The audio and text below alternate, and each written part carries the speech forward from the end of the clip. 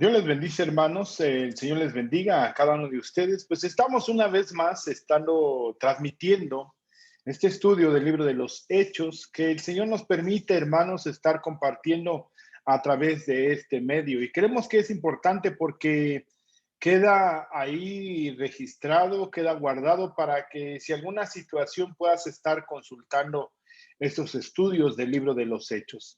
Si bien, como lo hemos comentado, no es exhaustivo, hermano, pero sí tratando de analizar versículo por versículo el contexto histórico en el que está desarrollándose el libro de los Hechos y entender parte de la implementación de la doctrina que se estaba desarrollando en ese momento, cómo se desarrolla, cómo se vive, cómo se experimenta.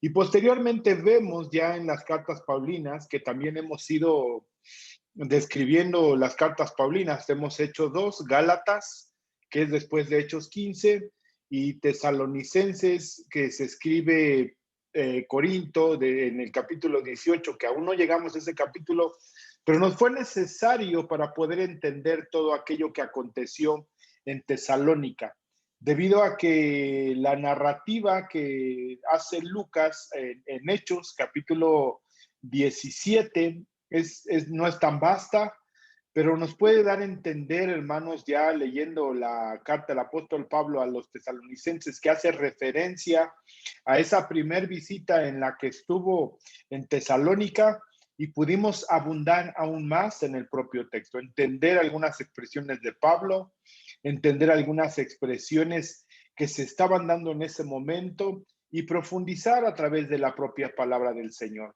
Por eso, hermanos, nos es necesario estar revisando el texto, el contexto, y dentro de su propio contexto literario también, que es la propia palabra del Señor, donde está manifiesto lo que el Señor hizo en Pablo, que Lucas lo narra, y vemos mucha de esta manifestación tanto en el lenguaje o la propia experiencia de lo que acontecía o que estaba narrando Lucas en el libro de los Hechos. Lo encontramos referenciado en algunas de las cartas del apóstol Pablo. Vamos entonces, hermanos, a estudiar este capítulo 17, versículo del 16 en adelante. Este es largo, este estudio que vamos a estar teniendo. Yo creo unas 4 o 5 sesiones, aunque en su momento, hermanos, este texto, este mensaje del libro de los Hechos, en algún momento lo hemos compartido en la iglesia, creo en 2 ocasiones. Una hablando también con respecto a la idolatría que encuentra Pablo en Atenas. Hablamos mucho de eso. Me acuerdo fue en una actividad precisamente en el mes previo a noviembre 1 y 2, y hablar cómo llevar el mensaje a aquella gente que está necesitada, porque la gente, hermanos, que le rinde culto a lo que es oculto, a lo que no conoce, a la muerte, siempre hay una necesidad y un vacío que únicamente lo puede llenar el Señor Jesucristo. Entonces, hermanos, vamos a hacer una oración como siempre y a pedirle al Señor para que podamos estar entendiendo y comprendiendo la palabra de nuestro Señor Jesucristo. Amén. Bien, ya tenemos aquí el texto para poder compartir, para poder hablar y poder ministrar. Vamos a hacer una oración. Señor Jesús, te damos gracias, Padre eterno. Bendecimos tu santo nombre y te pedimos en ese amor, Señor, que seas tú con cada uno de nosotros, ministrando tu palabra, ministrando tu amor y tu gracia.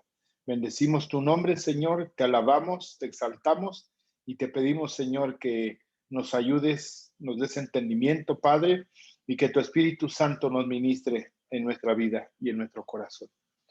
Bien. Ya hablamos en el capítulo 17, el versículo 15 que le antecede, cómo es que Pablo llega a Atenas. Llega después de que es perseguido en Berea, y de Berea también llegó perseguido de Tesalónica, y de Tesalónica llegó perseguido por los de Filipos, y vemos que viene una persecución en Pablo que estaba llevando el mensaje, y era precisamente de los judíos que asusaban a la gente de aquellas ciudades para que hubiera una oposición. Y ellos llegaban a otra ciudad y armaban el escándalo donde sabían que estaba Pablo, que había una respuesta, que había una bendición, llegaban, causaban alboroto y salía Pablo. En estas dos ciudades, en Tesalónica y en Berea, no se detuvo mucho Pablo, sino los hermanos de estas ciudades lo llevaron, lo acompañaron y precisamente llega hasta esta ciudad. Versículo 14, pero inmediatamente los hermanos enviaron a Pablo que fuese hacia el mar. Entonces, por estas palabras, quizás entendemos que Pablo decidió embarcarse para llegar a Atenas y Silas y Timoteo se quedaron en Berea. Entonces, se quedaron quizás, decíamos la semana pasada, para seguir estableciendo y desarrollando la iglesia que había nacido en ese lugar. Dice versículo 15, y los que habían encargado de conducir a Pablo le llevaron a Atenas, y habiendo recibido orden para Silas y Timoteo de que viniesen a él lo más pronto que pudiesen, y salieron. Dice aquí, para entender este texto, en el versículo 15, dice, y después de recibir órdenes de que Silas y Timoteo se unieran a él lo más pronto posible, partieron o se regresaron, ¿sí? Entonces, eso es lo que acontece en este pasaje y Pablo ya se encuentra en Atenas. Atenas, que es el legado cultural griego, es el centro intelectual del mundo en este lugar. Aunque, hermanos, en este tiempo que estamos hablando, en el año 40 y tantos después de Cristo, casi el año 50, esta ciudad de Atenas ya no gozaba en todo su esplendor, y no estamos hablando del esplendor arquitectónico, ¿no? Donde estaba el Partenón y donde estaba esa gran templo que de alguna manera hoy en día existen algunos vestigios de ese templo, del gran esplendor que había en esa ciudad, pero el esplendor que llamaba la atención en ese espacio y en ese lugar era el centro cultural, el centro filosófico, el centro del pensamiento, del disertar sobre ideas, sobre cuestiones. Y ahí vemos que fue la cuna de Sócrates, de Platón, y estamos hablando de unos 400 años aproximadamente de la existencia de Sócrates, de Platón, que fue discípulo de Sócrates.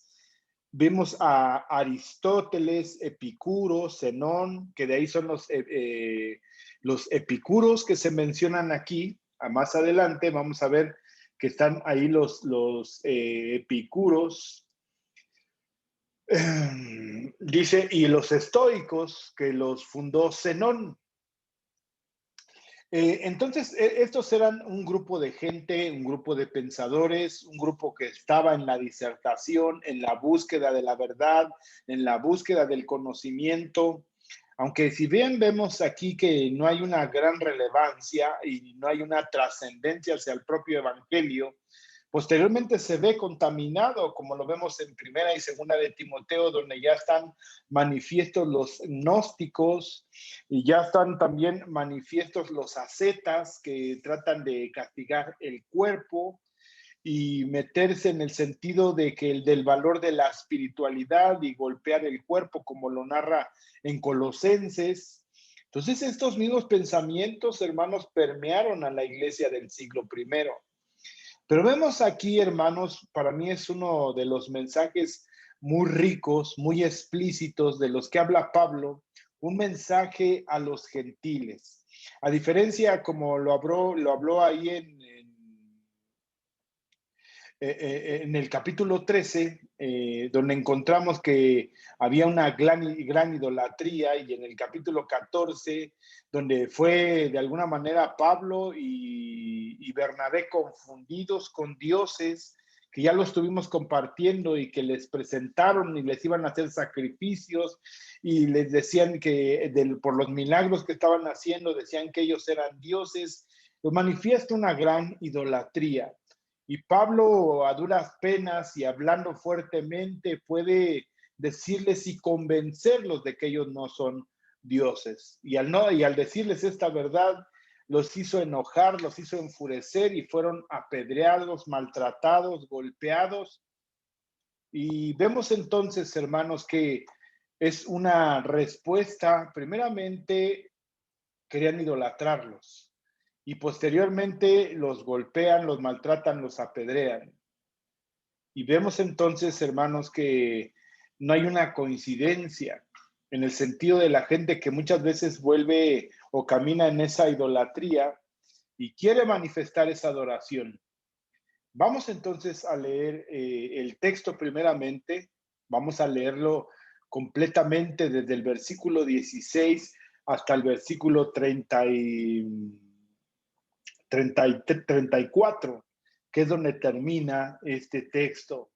Y si bien podemos leerlo, irlo leyendo, voy a hacer uso, hermanos, tengo aquí las dos versiones, como siempre hago uso de estas dos versiones, la versión de la Reina Valera 1960, que es la que usamos todos en la congregación, y la Biblia de las Américas, donde vienen algunos textos aún un poco más explícitos y que tienen una buena referencia. Dice el versículo 16, mientras Pablo los esperaba en Atenas, su espíritu se enardecía dentro de él al contemplar la ciudad llena de ídolos. Si tú has visto en fotografía o en videos el gran templo de Atenas que estaba en un monte, que se ha hecho investigaciones cómo se construyó y cómo subieron cada una de esas piezas para construir ese templo, estaba a la vista. Inclusive había muchas figuras cinceladas en mármol, había mucha idolatría en ese lugar. Y eso es lo que enardecía dentro de él.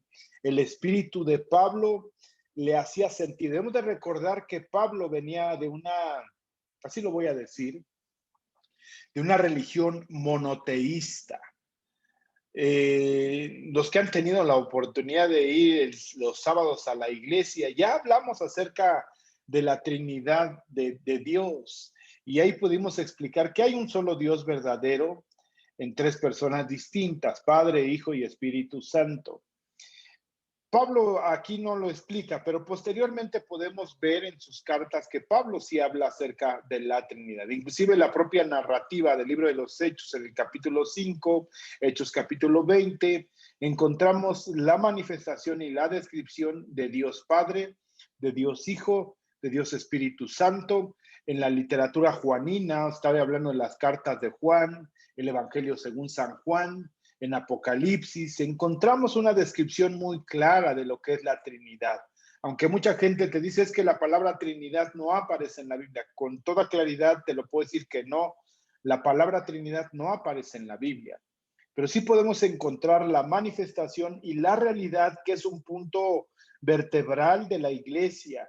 Creer que tenemos un solo Dios verdadero y que Cristo es Dios y que el Espíritu Santo es Dios y que el Padre es Dios. Esa es nuestra certeza, hermanos, y creemos que el Señor Jesucristo fue 100% divino y 100% humano. Los que no creen en estas situaciones, de ahí se han derivado en muchas doctrinas desde el siglo I hasta hoy en día. Por ejemplo, hay gente que cree solo Jesús, hay gente que cree que solo Jehová, como los testigos de Jehová.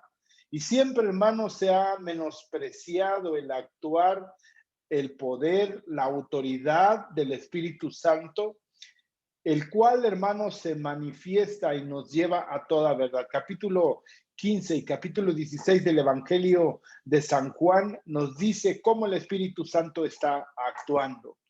Entonces, hermanos, creemos y entendemos con toda claridad que aquí no está manifiesta la cuestión de la doctrina de la Trinidad, pero vemos a un Pablo que viene de una idea, de un pensamiento judío monoteísta, únicamente como Jehová. Aunque estamos hablando, hermanos, en el pensamiento judío, en la institución de las leyes, de los mandamientos morales de Dios, de Éxodo capítulo 20, del libro de Levítico, del libro de Deuteronomio capítulo 6, que nos habla de un solo Dios verdadero, solamente a Él adorarás, que únicamente a Él te postrarás, que no te harás imagen de lo que hay arriba en el cielo ni debajo del cielo. Ese era el pensamiento que gobernaba la vida de Pablo. Pudo encontrarse con Cristo Jesús. Y podemos encontrar inclusive, hermanos, en muchos textos de las cartas de Pablo, haciendo una referencia que Cristo es Dios, inclusive en el propio mensaje en la que hemos estado estudiando los mensajes de Pablo, de Pedro, y en esa manifestación del Señor, del Curios, que es Dios, y ese designio únicamente lo recibía Jehová. Entonces vemos la manifestación del verbo, la encarnación del verbo, al ver la gloria de Dios. Juan capítulo 1, versículo 14, manifiesta en medio de los hombres. Entonces es una de las principales situaciones en las que se halla Pablo.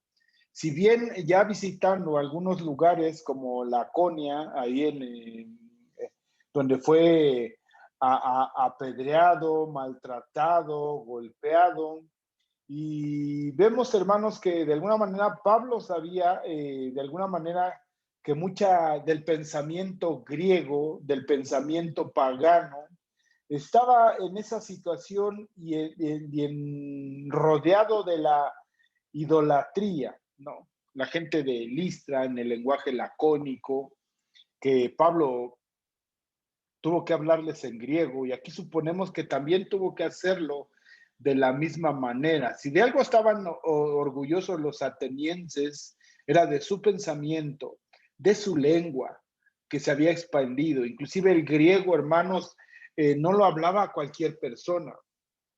Dentro del pueblo romano, aunque estaba el griego y luego estaba el latín, había un latín más bajo, que era el latín que hablaban la gente del vulgo, del populacho, la gente común, la gente que no era estudiada ni ilustrada para comunicarse, usaba el latín más bajo.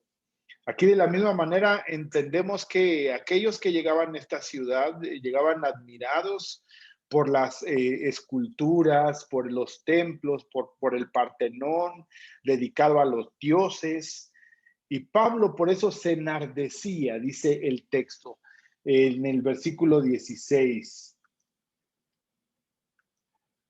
Se indignaba, dice aquí, en el original, se indignaba. ¿Sí? En la Biblia de versión 1960, su espíritu se enardecía viendo la ciudad entregada a la idolatría.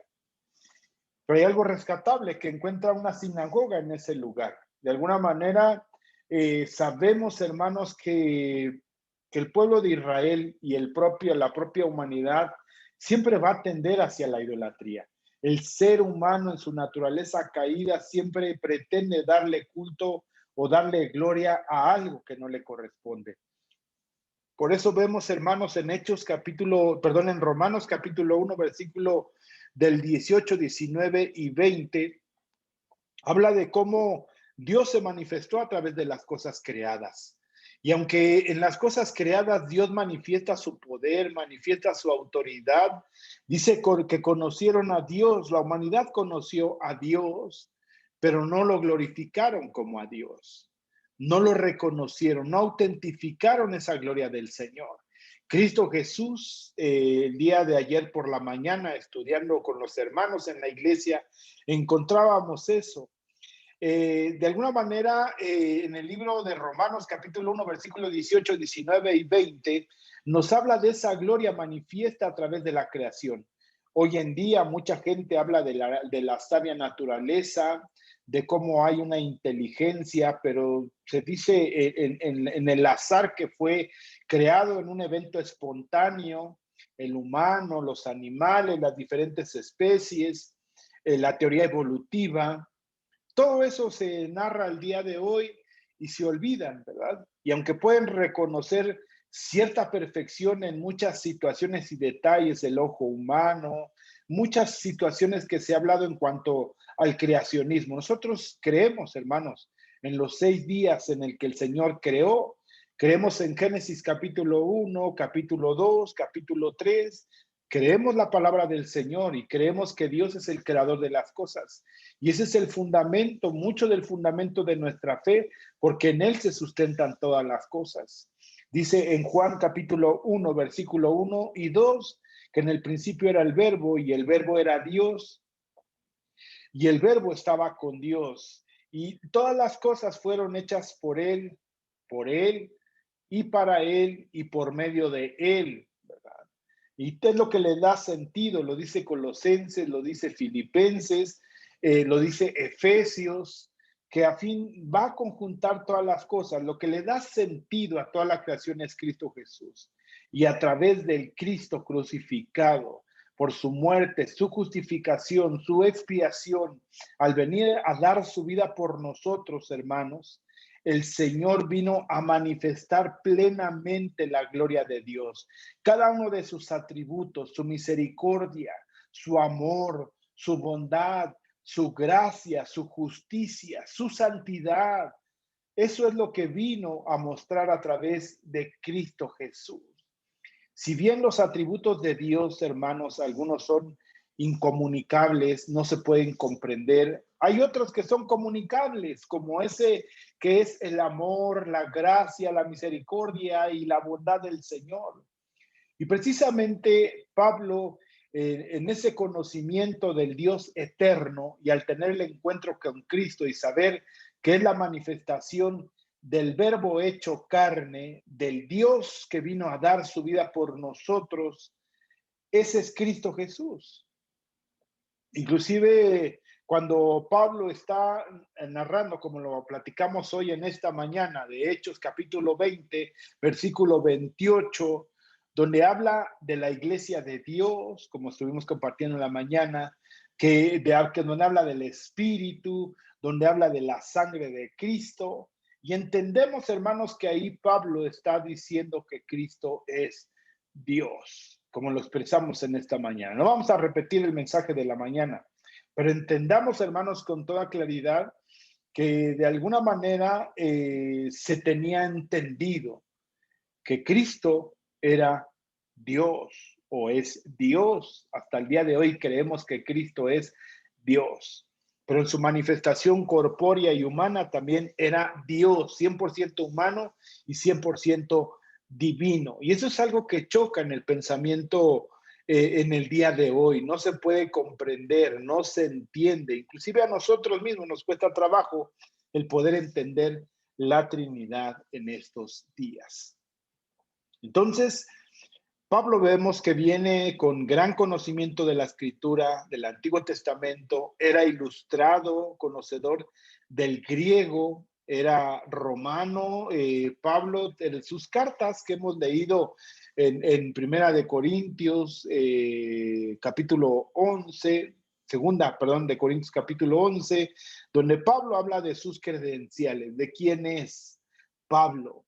Entonces, nos dice tanto en el celo judío, ¿verdad? Circuncidado al octavo día, fariseo de fariseos.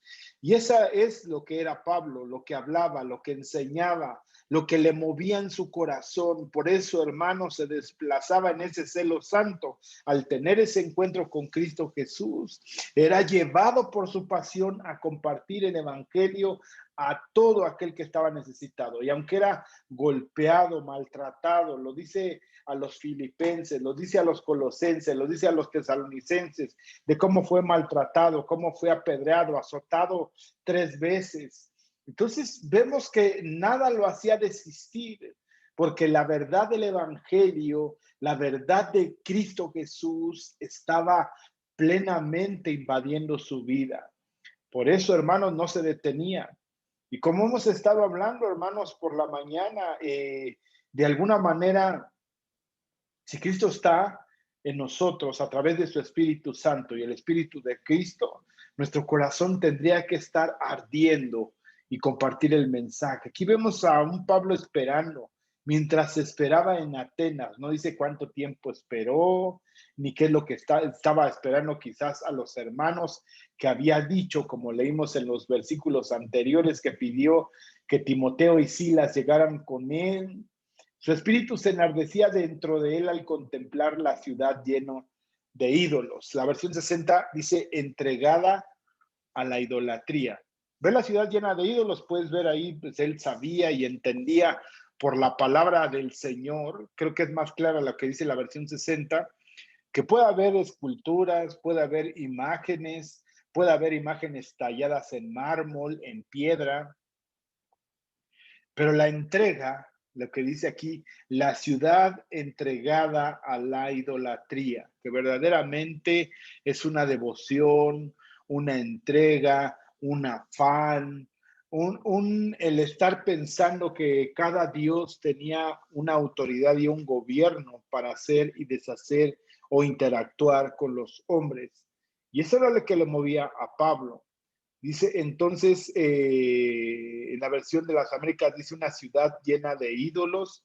Y vemos en la versión 60, dice, se enardecía viendo la ciudad entregada a la idolatría. Voy a leer el texto, vamos a dividirlo en diferentes, hermanos, tiempos. Decíamos que en esta ciudad era la ciudad, se dice que posiblemente de natal de Sócrates, de Platón, y también adoptó a Aristóteles, Epicuro, a Zenón, y también en ese escenario se desarrollaron Sofocles, Solón, Eurípides, Aristófanes, todos esos pensamientos en lo cual se ha fundamentado la filosofía clásica. Después viene la filosofía moderna y ahora viene el posmodernismo. Pero eso era lo que se iba a enfrentar Pablo. Y si leemos todo este texto del 16 hasta el 34, pudiera parecer que Pablo no tuvo respuesta en esta ciudad, porque a diferencia de las otras ciudades que dejó, de Berea, de Tesalónica, de Filipos, al parecer sí se quedó gente ahí, inclusive vemos a un Lucas que se queda en Filipos. Vemos en Tesalónica, estuvieron unos 5 o 6 meses. En Berea se quedaron Timoteo y Silas, y Pablo se queda a esperar en esta ciudad, a contemplar la gran idolatría. Dice así, vamos a leer de corrido. Mientras Pablo los esperaba en Atenas, su espíritu se enardecía viendo la ciudad entregada a la idolatría. Así que discutía en la sinagoga con los judíos y piadosos, y en las plazas cada día con los que concurrían. La gente deambulaba por los mercados. Se me figura mucho esto, hermanos. Perdone que ponga este ejemplo muy absurdo porque no se compara. Si has visitado Guanajuato, es así, como que se piensa, ahí se hace el Festival Cervantino, y encontramos que en ese festival cervantino llegan de muchos lugares, de muchas ciudades, a traer cultura, grandes manifestaciones, el arte, lo que está construido en ese espacio y en ese lugar, lo que se hizo, un gran esplendor se dice cultural en esa ciudad. Y aunque también encontramos también mucha idolatría, mucho culto a la muerte, se habla mucho de las momias de Guanajuato, se habla de los lugares donde a la gente tenía a gente, cómo castigaban a los mineros, y tantas leyendas que se mueven en esa ciudad. Digo, me lo imagino así porque a veces la gente que llega a Guanajuato llega con esa expectativa, ¿no? A ver la Universidad de Guanajuato y todo ese tipo de cuestiones. Y la gente está impresionada con el desarrollo arquitectónico, el mercado que está ahí en ese lugar, muy bonito. Yo no había conocido un mercado tan bonito. Y todo ese tipo de situaciones que de alguna manera a la gente le mueven a visitar ese lugar, ¿no?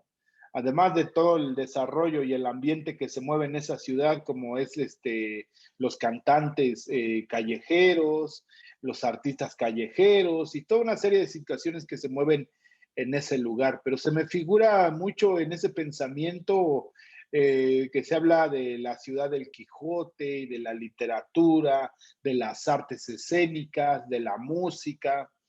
Quizás así en ese tiempo, quizás por eso repito, hermanos, el ejemplo pudiera ser absurdo, pero algo tan cercano donde se considere un centro de cultura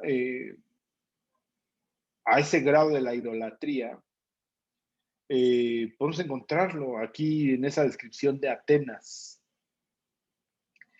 Entonces, no solamente era la idolatría a los dioses paganos, sino también la propia idolatría a su propio pensamiento, a sus filósofos antiguos, porque ellos decían, diciéndose que eran epicúreos y estoicos, creían en esas escuelas. Entonces, eso es de lo que habla este pasaje, y ese es el contexto histórico, el contexto social, el contexto político.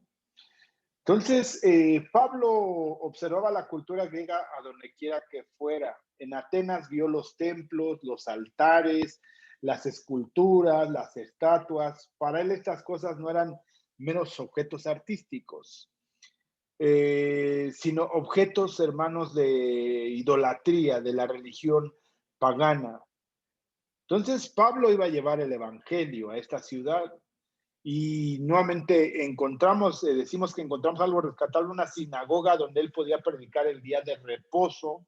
Sabía que tenía que confrontar a los filósofos atenienses con la enseñanza de Cristo en una forma que sería comprensible y directa. Y estos hermanos, lo primero que Pablo hace es llamar su atención y después es llevado al Areópago para que discutiera con ellos. ¿Cuánto tiempo pasó? ¿Cuántas veces escucharon su mensaje? ¿Cuántas veces compartió Pablo? Y hasta que se les hizo interesante su mensaje, lo llamaron y lo llevaron a un lugar donde pudieran escuchar el mensaje que tenía, donde pudieran disertar sus ideas, que ese es mucho de la filosofía, ¿verdad? Entrar en algún tipo de debate y cuestionar sobre es cierto o no lo que se está hablando. Bien, dice, mientras Pablo los esperaba en Atenas, su espíritu se enardecía viendo la ciudad entregada a la idolatría. Así que discutía en la sinagoga con los judíos y piadosos, y en la plaza cada día con los que concurrían. Algunos filósofos, aquí ya no encontramos judíos, ni religiosos, ni escribas, ni fariseos, ni saduceos. Aquí encontramos filósofos. Pues es una parte de la Biblia, hermano, donde encontramos la riqueza del mensaje de Cristo Jesús. El mensaje que el Señor le había permitido expresar, desarrollar y manifestar a través de Pablo, un mensaje pleno y completo, hermanos, que cambiaba y transformaba vidas. Hoy, hermanos, en día un estudioso, un científico, John Lennox, se ha entregado en debates. Y puedes buscarlo ahí, hermanos, en la Universidad de Oxford. Están en español o traducidos al español con Richard Dawkins, que es un ateo. Y a esa medida puedo comprender que era el discutir y discurrir sobre ciertos asuntos en cuanto a la fe, en cuanto a la idolatría, en cuanto al ateísmo. ¿Sí? Entonces, el gnosticismo también. Y ahí puedes encontrarlo. John Knox está ahí escrito, está ahí en YouTube hay algunos textos. A ver si les mando una liga y hay uno que me gustó mucho, un debate, hermano, sobre la creación y la evolución. Muy interesante. Entonces, a esta situación se encuentra con filósofos. Hoy pudiera parecer que hoy en día la filosofía, como decía Nietzsche, mató a Dios o el día que Dios murió. Pero creo que en el Señor, hermano, podemos hallar respuestas ciertas y verdaderas. Y espero en el Señor que a través del estudio de este pasaje, hermanos, podemos ver que no hay ninguna imposibilidad para hablar con cualquier individuo. La necesidad de todos los hombres es la misma. Dice, y algunos filósofos de los epicúreos y de los estoicos disputaban con él. ¿Sí? A veces, hermano, tenemos hoy en día la piel muy sensible. No queremos que nadie nos cuestione, nadie nos diga. Por ejemplo, viene Pablo con los hermanos de Berea que indagaban, preguntaban y decían, a ver, Pablo dice este asunto, vamos a cerciorarnos en la palabra, vamos a cerciorarnos en la Septuaginta o en el Antiguo Testamento, a ver si lo que dice Pablo es cierto y es verdadero. Ellos lo autentificaban y creían. Algunos hoy en día, hermanos, se sienten juzgados cuando alguien les cuestiona sobre un asunto donde no hay una coincidencia. Y por eso hay grandes divisiones, hermanos, en la iglesia del Señor hoy en día, porque nadie quiere ser cuestionado en cuanto a su fe, ni cómo está interpretando las escrituras, ni lo que está haciendo, y nos cuesta trabajo. Yo creo que, hermanos, en nosotros siempre debe de haber un espíritu humilde para poder escuchar.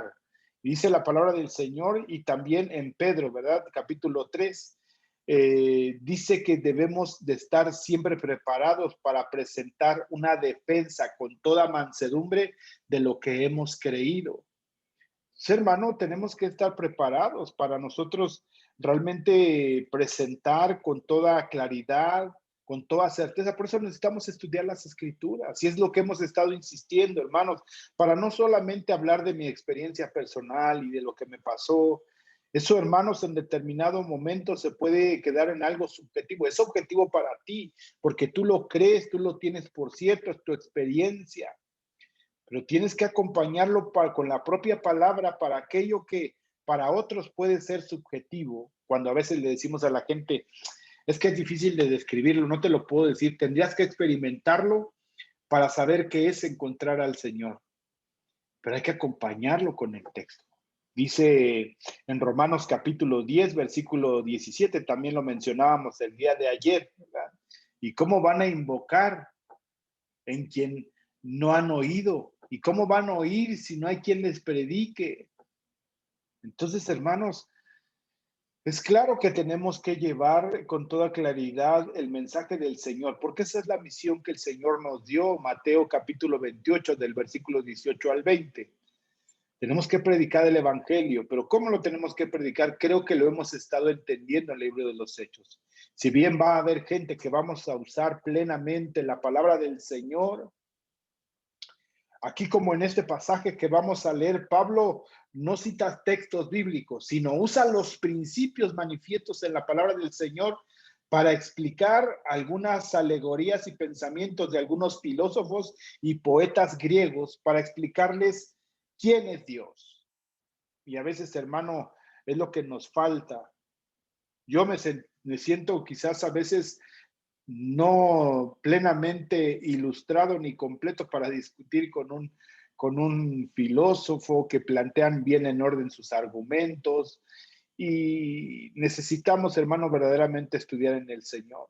El día miércoles, si puedes escuchar, si no escuchaste el mensaje del día miércoles, hermanos, te invito a que lo escuches, porque el Señor nos ha llamado a cumplir la misión evangelística de llevar el Evangelio. Y hay dos maneras de predicar el Evangelio. Una es hablando y otra a través de nuestra conducta. Pero cuando hablemos, hermano, tenemos que hacerlo con toda certeza, hacerlo con mansedumbre, hacerlo con gracia, llevar y mostrar la misericordia del Señor a través de la palabra de Dios. Entonces dice, mire, me estoy deteniendo, todavía no estamos explicando, solo estoy hablando de algunos pensamientos muy interesantes. Y algunos filósofos de los epicúreos y de los estoicos disputaban con él, y unos decían, ¿qué querrá decir este palabrero? Y otros parece que es predicador de nuevos dioses, hablando de que Cristo es Dios, hablando de la anastasis. La anastasis es un término griego que significa resurrección, y ahí lo dice el texto. ¿Qué querrá decir este charlatán? Dice otra versión. Y otros parece que es predicador de nuevos dioses, porque les predicaba el evangelio de Jesús y de la anastasis, de la resurrección. Al usar una palabra griega es de la anastasis. A ver, eso suena interesante. Explícame qué es la anastasis. Hermanos, si alguien te dijera, a ver, explícame qué es la anastasis, nosotros tenemos que, claro, que es la resurrección. Mire, entonces, en el versículo 17, así que discutían en la sinagoga con los judíos y con los gentiles temerosos de Dios. Había un grupo que creía en Jehová, que creía en la ley moral de Dios, como ya hemos hablado de quiénes son los temerosos, y diariamente en la plaza con los que estuvieran presentes, en la sinagoga como era de costumbre, los días de reposo, y diariamente en la plaza con los que estuvieran presentes. Y regresé ahí el texto porque hay otras versiones que dice charlatán. A ver si vamos si dice aquí. Dice, también disputaba con él algunos de los filósofos epicúreos y estoicos, y algunos decían, ¿qué quiere decir este palabrero? Uno que se gana la vida recogiendo desperdicios. O en algunas versiones dice, este charlatán, ¿no? Que trata de engañar con sus palabras. Sí.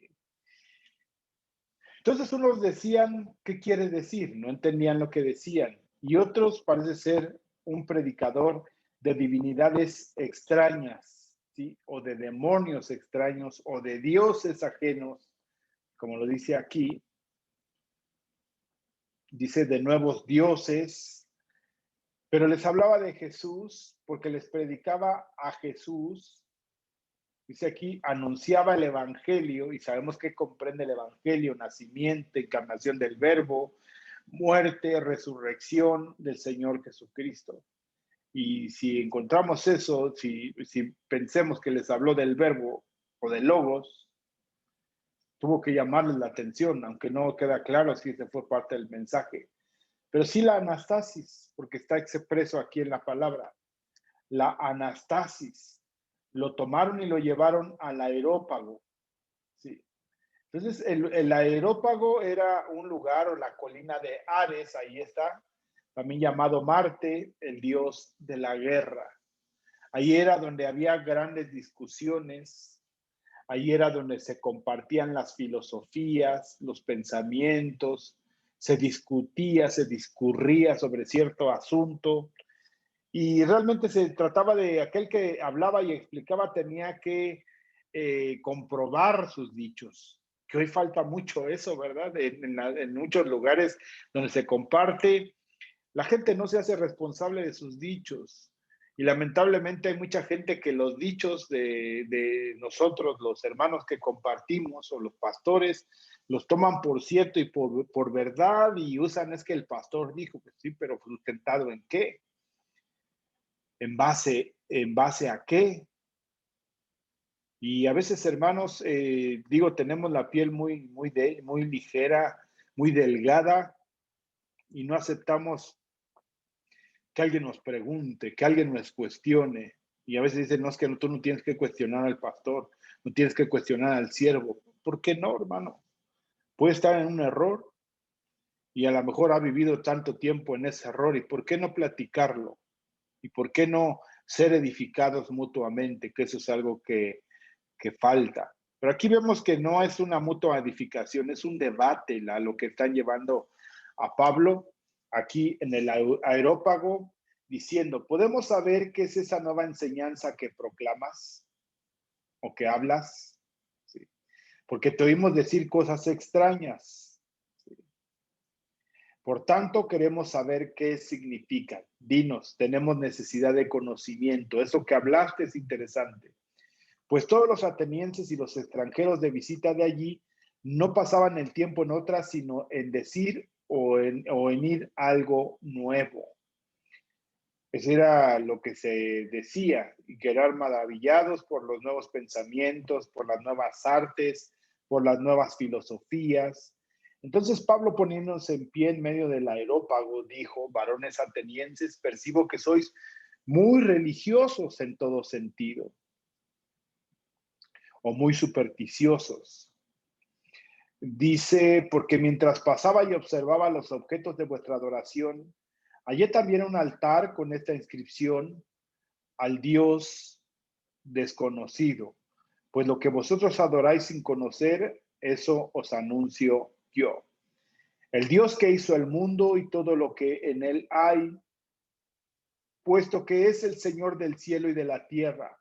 No mora en el templo, hechos por manos de hombres, ni es servido por manos humanas como si necesitara algo, puesto que Él da vida, Él da a todos vida y aliento a todas las cosas. Y de uno hizo todas las naciones del mundo para que habitaran sobre la faz de la tierra, habiendo determinado sus tiempos señalados y los límites de su habitación. Eso es muy interesante. Lo voy a explicar, hermanos, en el Señor, qué significa todo esto. Para que buscaran a Dios, si de alguna manera palpando, le hallen, aunque no está lejos de ninguno de nosotros, porque en Él vivimos. Aquí empieza a citar a los poetas griegos, porque en Él vivimos, nos movemos y existimos, así como algunos de vuestros propios poetas han dicho. Porque también nosotros somos linaje suyo, como lo cita otro poeta griego. Siendo pues linaje de Dios, no debemos pensar que la naturaleza divina sea semejante a oro, plata o piedra esculpidos por el arte y el pensamiento humano. Si muchos aquí pueden referir y han dicho, es que esto es humanismo, esto es filosofía, pero bajo esos términos tenía que hablar Pablo para llevar el mensaje. Por tanto, aquí es donde ya retoma y después de llevarlos por el camino del conocimiento que ellos tenían, dice, por tanto, habiendo pasado por alto los tiempos de ignorancia, ¿de quién? De los hombres, Dios declara ahora a todos los hombres en todas partes que se arrepientan, porque Él ha establecido un día en el cual juzgará al mundo en justicia por medio de un hombre a quien ha designado, habiendo presentado pruebas a todos los hombres al resucitarle de entre los muertos. Está hablando de Cristo Jesús. Y cuando oyeron de la resurrección de los muertos, algunos se burlaban, pero otros dijeron, te escucharemos otra vez acerca de esto. Entonces Pablo salió de entre ellos, no perseguido, no maltratado, pero quizás no con el ánimo pleno. ¿De qué?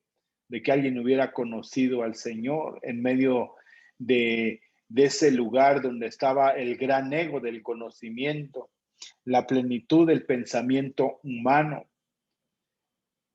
Entonces Pablo salió de entre ellos, pero algunos se unieron a él y creyeron, entre los cuales estaba Dionisio, el Areopagita, y una mujer llamada Damaris, y otros con ellos, algunos, no todos.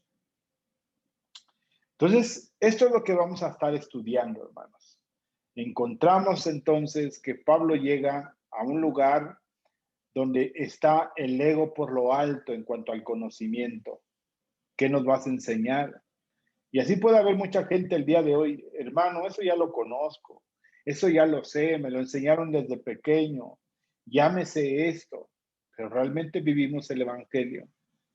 Hoy en día, hermanos, nosotros podemos estar teniendo mucho conocimiento, mucha ilustración en cuanto a la reforma, en cuanto a las 5 solas, en cuanto a todas estas cuestiones, hermanos, que hemos encontrado en la propia palabra del Señor y que de ahí surgen y emanan. Pero es necesario, hermanos, que también nosotros estemos teniendo una comunión con el Señor.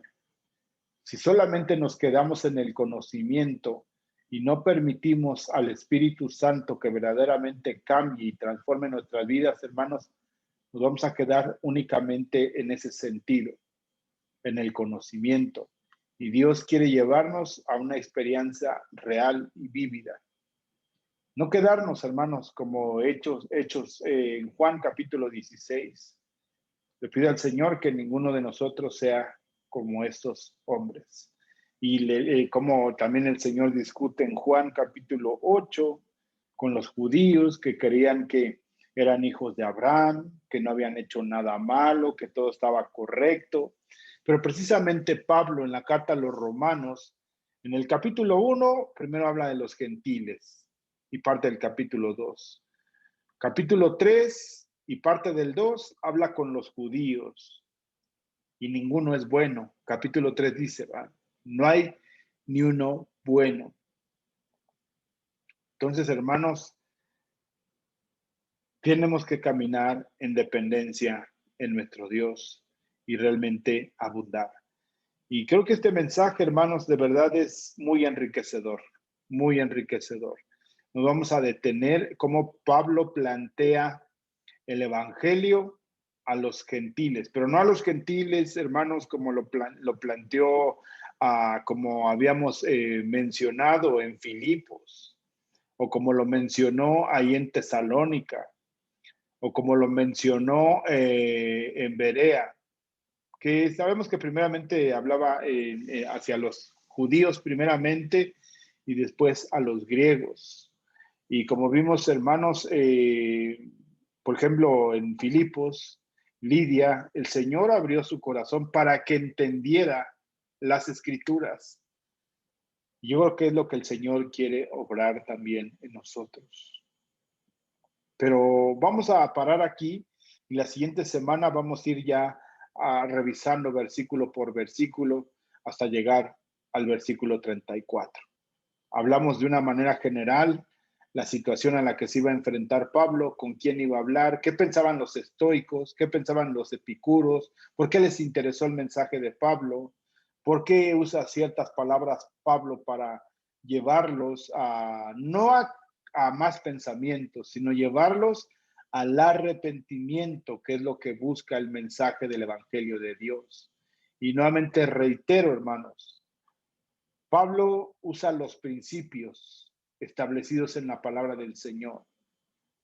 No habla de Abraham, no habla de Isaac, no habla de Jacob. Habla de los principios establecidos como el Dios creador de los cielos y de la tierra. Hagamos una oración y pidámosle al Señor que podamos tener entendimiento, claridad y paz en nuestra alma. Señor Jesús, te damos gracias, eterno Padre, en esta tarde, Señor, y te pedimos que seas tú con nosotros. Señor, que podamos verdaderamente entender tu palabra para poder cumplir, Señor, la misión que nos has dado de llevar el Evangelio a toda criatura, Señor. Si nosotros te tememos, Señor, podemos enseñarle a otros que puedan temerte a ti, Señor, sustentados en tu palabra, sustentados en tu amor, sustentados en tu gracia, Señor Jesús. Te pido, eterno Padre, que tú bendigas a cada uno de mis hermanos, que seas con cada uno de ellos y nos estés ministrando, Señor, de tu paz y de tu espíritu. En el nombre de Cristo Jesús te doy gracias, Señor, y te bendigo. Amén, Dios. Amén. Amén, hermanos, pues el Señor les bendiga.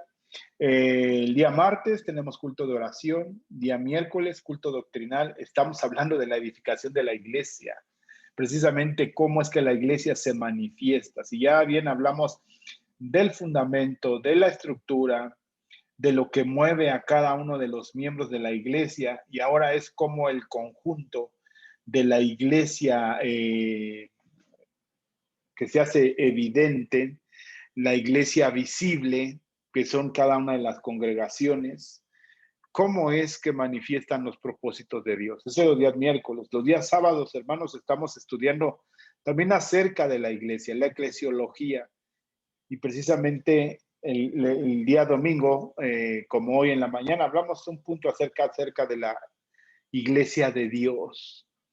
Entonces, por la tarde vamos a continuar con el estudio del libro de los Hechos, esperando y confiando en Dios que bendiga tu vida.